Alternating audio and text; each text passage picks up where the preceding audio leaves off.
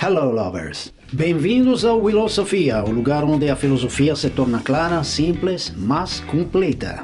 Hoje, no nosso primeiro episódio, viajamos até as raízes da nossa sabedoria, a Grécia Antiga, para testemunhar o nascimento da filosofia ocidental. Mas por que aconteceu lá e por que naquela época? Estás prestes a descobrir as 3 razões pelas quais a nossa amada Sofia nasceu naquelas costas banhadas de sol e começa agora mesmo. We love Sophia. Isn't right? Philosophy Light. Voltemos 2600 anos no tempo, até mais ou menos o ano 600 a.C., no coração do mar Mediterrâneo. Ali viviam os gregos, ou helenes, como eles próprios se chamavam. As suas terras estendiam-se não só pela Grécia de hoje, mas também pelas costas da Turquia, pelo sul da Itália e por muitas ilhas e portos espalhados pela região. Os gregos viviam numa vasta rede de cidades-estado e colônias comerciais. Valorizavam o comércio mais do que a conquista e nunca quiseram construir um império. Preferiam a prosperidade e a independência. Eram navegadores habilidosos, comerciantes astutos, artistas refinados e guerreiros temíveis, os mercenários mais valorizados da antiguidade. Mas o que aconteceu por volta desse ano 600 a.C.? Os estudiosos gregos tornaram-se empíricos. Mas o que significa isso? O adjetivo empírico indica um conhecimento baseado na observação direta da realidade física. Quer dizer que os gregos começaram a criar teorias não a partir de crenças preconcebidas, mas dos dados reais que podiam observar na natureza. E foi a primeira vez que isso aconteceu, pelo menos nesta parte do mundo. Foi uma verdadeira revolução, porque até então as explicações sobre a realidade na Grécia ou em outros lugares baseavam-se em lendas, mitos, religião. Em outras palavras, na superstição. E se esse novo olhar empírico te faz pensar um pouco em ciência, está certo, porque aqueles primeiros sábios lançaram as bases da ciência no mundo ocidental. E não pararam por aí. Como ainda não existiam fronteiras entre ciências e outras formas de saber, deixaram que as suas perguntas viajassem livremente, sem limites. E ao fazerem isso, criaram não apenas a ciência, mas a própria filosofia. Porque a filosofia é a exploração racional da realidade em seu conjunto. Agora, não estou aqui para abrir um debate sobre o que é filosofia. Essa conversa fica para outro episódio. Quero apenas usar a definição que considero mais precisa. A filosofia é a exploração racional de toda a realidade, tanto das partes que podemos observar e medir, quanto das que só podemos teorizar ou intuir, para além do alcance da ciência. Essa é a minha visão, mas aqui todas as perspectivas são bem-vindas. Então, se vês de outra forma, deixa o teu comentário aí embaixo e partilha a tua visão com a tribo. A palavra filosofia vem de 2 palavras gregas, philos, que significa amor por, e sofia, que significa tanto sabedoria como conhecimento. Portanto, filosofia é amor pela sabedoria. E como filósofos, é exatamente isso que fazemos. We love Sophia. Seria um título perfeito para um canal de filosofia. Enfim, foi isso que aconteceu na Grécia. Mas por que lá? E por que naquela época? 3 fatores principais entraram em jogo. Primeiro, a visão grega da realidade já era racional e aberta. Segundo, a sua religião não era dogmática nem transcendente. Terceiro, o seu sistema político era incomumente livre. Usei aqui outra palavra curiosa: transcendente. O que quer dizer? Transcendente indica algo que existe para além do nosso universo físico, numa dimensão que o ultrapassa. Um exemplo típico, o Deus do cristianismo, uma religião verdadeiramente transcendente. Enquanto os deuses gregos, brincavam um jogo completamente diferente, e já vamos chegar lá. E agora vamos ao ponto número 1 sobre por que a filosofia surgiu na Grécia. Eles já tinham, desde o início, uma visão racional da realidade. Como dizemos antes, naqueles tempos antigos os seres humanos viviam imersos em crenças mágicas. Explicavam o mundo através de mitos e lendas. A ideia era que as leis da natureza eram determinadas por alguma vontade insondável dos deuses ou por forças sobrenaturais e misteriosas. Por isso, em lugares como Egito ou a Mesopotâmia, pioneiros no estudo da matemática, da astronomia, da medicina, esses conhecimentos eram considerados uma extensão dos estudos religiosos, normalmente conduzidos por sacerdotes. Em outras palavras, era um saber esotérico. E o adjetivo esotérico significa exatamente isso: secreto, restrito, acessível apenas a poucos iniciados. Mas os gregos antigos mudaram o jogo completamente. Eles viram no mundo uma ordem natural maior do que a vontade de qualquer deus. Acreditavam numa ordem racional da natureza, aberta, que podia ser explorada por qualquer pessoa sensata, sem precisar de permissão especial. Isso foi uma revolução total para a época. Mas cuidado, não devemos imaginar que os gregos tinham uma visão científica como a nossa de hoje. A ciência deles era muito diferente, porque viam a realidade de um modo próprio. Para compreender a mente grega antiga, precisamos parar um instante numa palavra essencial do seu idioma: logos. Logos significava inteligência, ordem racional e também o ato de explorar como inteligência. Hoje, o que nos resta disso está nas palavras como lógico e nos sufixos de psicologia, geologia, biologia, sempre indicando um campo do saber onde exploramos a realidade como a razão. Mas aqui está o ponto crucial. Os gregos antigos não viam o logos, a inteligência, como algo exclusivo dos humanos. Eles acreditavam que a inteligência estava tecida no próprio universo. E mais do que isso, acreditavam que o universo era inteligente e vivo. Os gregos tinham uma visão orgânica da realidade, onde os seres humanos, o mundo físico e até os próprios deuses eram parte de um imenso organismo vivo, inteligente e maravilhoso. Um sistema belo, harmonioso, no qual o ser humano aspirava a viver em equilíbrio por fora como o mundo e por dentro como a mente e o corpo. Como isso se reflete nas suas esculturas, como aqueles corpos ideais, perfeitos, que ainda hoje admiramos. Dessa visão movida pelo Logos, nasceram duas grandes consequências filosóficas que muitas vezes passam desapercebidas. Primeira consequência: os gregos nunca se dedicaram de verdade ao que hoje chamamos de gnoseologia ou epistemologia nos países de fala inglesa, que é o ramo da filosofia que pergunta: como sabemos o que saber? No mundo moderno, essa é uma pergunta central. Nos últimos 500 anos, grande parte da filosofia tem girado em torno de uma questão fundamental: como posso ter certeza de que o que vejo e sei é verdadeiro? Dessa dúvida nasceram a ciência, o existencialismo, até o marxismo de alguma maneira. Tudo procedeu dessa pergunta. Mas os gregos antigos, eles nem sequer imaginaram esse problema. Para eles, o conhecimento nunca esteve em dúvida. Viam o conhecimento como um jogo de espelhos. A nossa inteligência, o logos dentro de nós, ou seja, a razão, a ordem racional que existe no ser humano, se refletia naturalmente dentro do logos presente no universo. A razão que organiza o mundo. Não havia dúvida, nem confusão. E esse é um detalhe crucial, muitas vezes esquecido. Segunda consequência: como viam o universo como tal racional e ordenado, os gregos nunca compreenderam plenamente a profundidade do mal. Na sua reflexão ética, o estudo do bem e do mal, o mal era apenas um defeito menor, uma pequena falha na máquina universal. A ideia do mal como algo sombrio, radical ou destrutivo só surgiria muito mais tarde. Foram os cristãos que mergulharam nesse abismo escuro, de modo que os gregos jamais imaginaram. E se quiseres ver essa visão orgânica grega do mundo em plena ação, basta abrir a Ilíada ou a Odisseia, os grandes poemas épicos que cantam Aquiles, Helena, Ulisses, a Guerra de Troia. Tem muitos filmes sobre esse tema também. Não sei dos filmes de verdade, mas nos poemas originais há uma ordem lógica e harmoniosa que permeia tudo. Nada acontece por acaso. Não existe um mal inexplicável. E há sempre regras de causa e efeito para cada acontecimento. Os deuses imortais movem a trama com as suas conspirações, mas no final, a força suprema que governa tudo é o Ananke, o destino, uma ordem impessoal e superior que reina sobre tudo, inclusive sobre os próprios deuses. E isso nos leva diretamente ao segundo ponto sobre por que a filosofia surgiu na Grécia Antiga, a religião deles. Claro, a religião nunca foi baseada na racionalidade nem em provas empíricas. Ela se baseia na fé e com toda legitimidade, porque o objeto da religião não pode ser provado.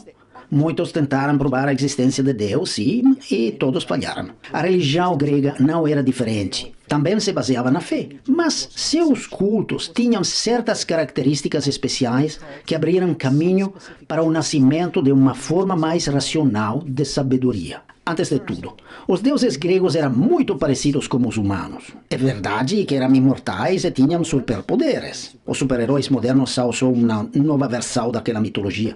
Mas, tirando esses poderes incríveis, era só isso, nada mais. E, na verdade, eram extremadamente mundanos. Os mitos gregos pareciam uma enorme novela cheia de intrigas, onde os deuses brigavam, faziam as pazes, se apaixonavam ou até cometiam atos monstruosos. Os deuses gregos eram um espelho divino de tudo o que há de bom e de mal nos mortais. Mas uma coisa é certa, esses deuses não eram todo-poderosos, não eram oniscientes, não eram eternos e não representavam o bem absoluto, como o Deus dos cristãos ou dos muçulmanos. Porque os deuses gregos não existiam em outras dimensões transcendentes, faziam parte do nosso próprio mundo físico. Podiam ser invisíveis e imortais, sim, mas viviam aqui, entre nós. E essa sua parte humana, carnal, sem uma separação real da nossa realidade, eliminava quase toda a distância entre os gregos e o divino. Como consequência, na Grécia Antiga, havia tradições, mas não dogmas. Não havia uma casta especial de sacerdotes, nem textos sagrados intocáveis cuja verdade não pudesse ser questionada. E tudo isso criou um espaço raro para o nascimento de uma liberdade de pensamento única. Dizem que os deuses gregos eram imortais, mas não eternos. Consegues notar a diferença? Eu te conto daqui a pouco. Mas isso é só parte da história. Agora precisamos falar de um lado muito importante e bem mais misterioso da religião grega: o orfismo. Ao lado da religião olímpica tradicional, a de Zeus e companhia, existia outro culto muito mais discreto: o culto órfico. Tinha suas raízes no mito do deus Dionisos, filho de Zeus. Segundo a lenda, Dionisos foi morto pelos cruéis titãs, mas renasceu através do ventre de uma mulher mortal. Por isso, os gregos viam Dionisos como reflexo da dupla natureza do ser humano, dividido entre corpo e alma, entre soma e psique. Soma significava corpo em grego, e até hoje usamos o adjetivo somático por isso. Mas psique não significava mente, como hoje. Era a centelha divina imortal, a alma que, segundo os gregos, habita em cada um de nós. A crença central do orfismo dizia que cada ser humano é um demônio, daimon em grego, um ser divino que vive em alguma dimensão tranquila, mas que, por causa de uma falta cometida, cai prisioneiro num corpo mortal. E precisa então atravessar várias reencarnações para expiar essa culpa. Não se tratava de um pecado original coletivo como o de Adão e Eva na Bíblia cristã. Era uma falta pessoal, um delito do próprio daimon, que o fazia decair em múltiplas vidas mortais, onde passava por um longo ciclo de purificação até recuperar seu estado puro e completo de espírito.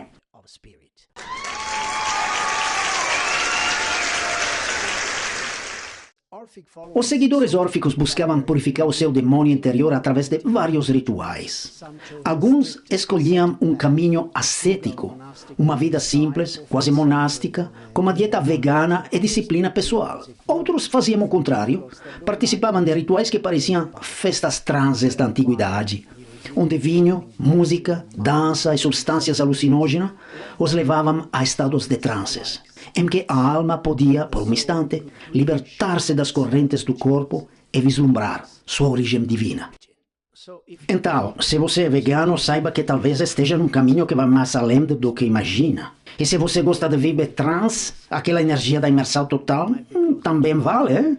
Você pode estar mais perto do divino do que pensa. E se você é vegano e gosta de festas trans, uau! O seu demônio já está arrumando as malas para aquela viagem tão esperada. Um voo de volta à fonte de todo. Bem-vindo a bordo!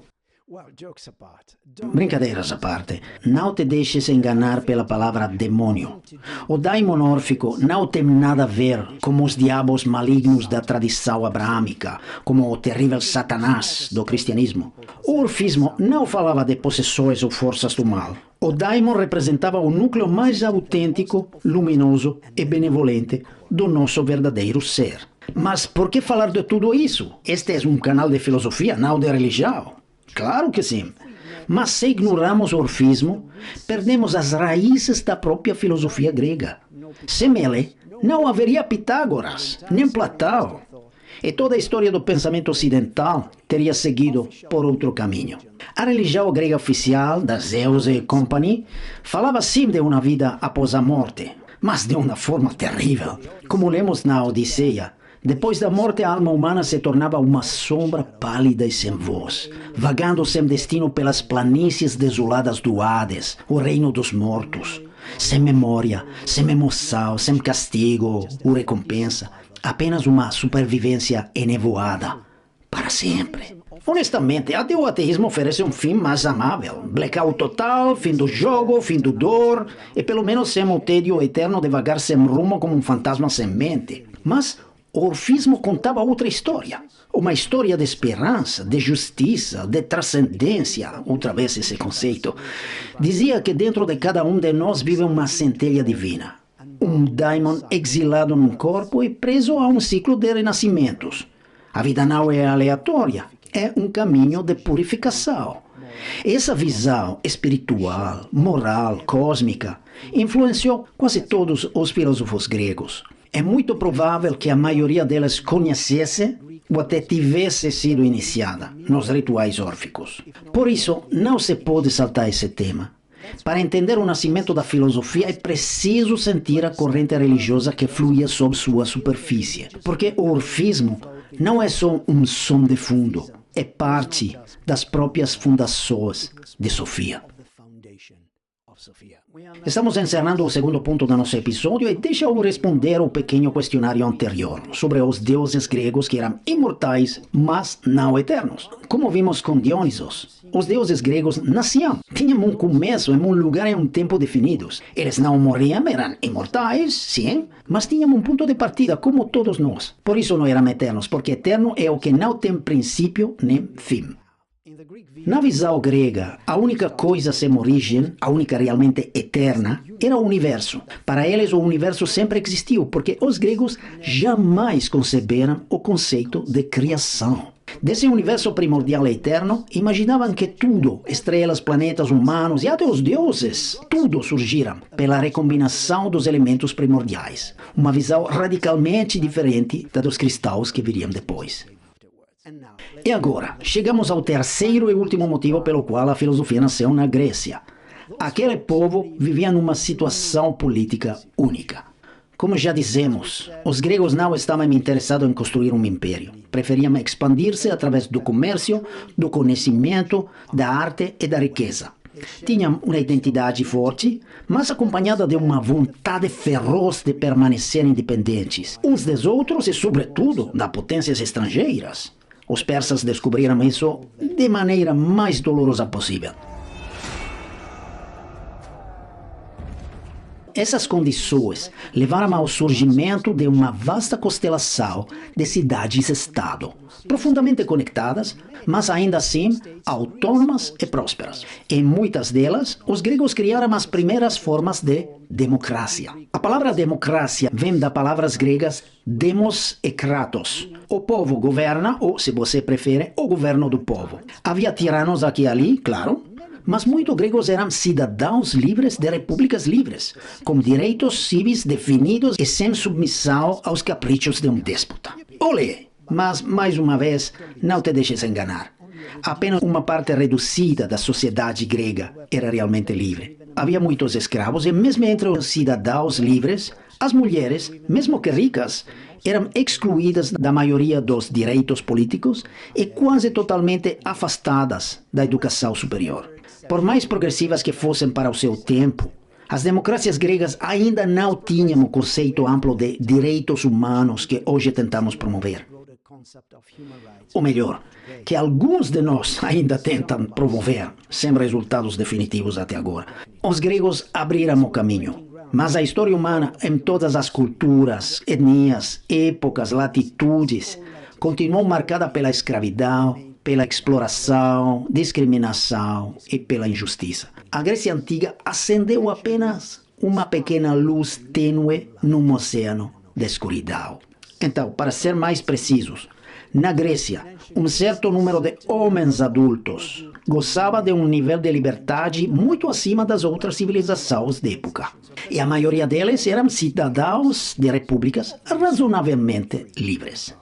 Combinada com a prosperidade econômica, essa liberdade criou espaço para o pensamento livre e, portanto, sim, para a filosofia.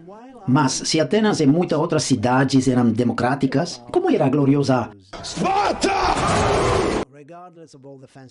Bem, apesar de todos os filmes e quadrinhos de Hollywood que a glorificam, Esparta não era uma república, nem uma democracia. Era uma monarquia autoritária, com 2 reis eleitos, mas o poder real concentrado nas mãos de um pequeno conselho de anciãos. A sociedade espartana era rígida, intolerante, militarista, implacável.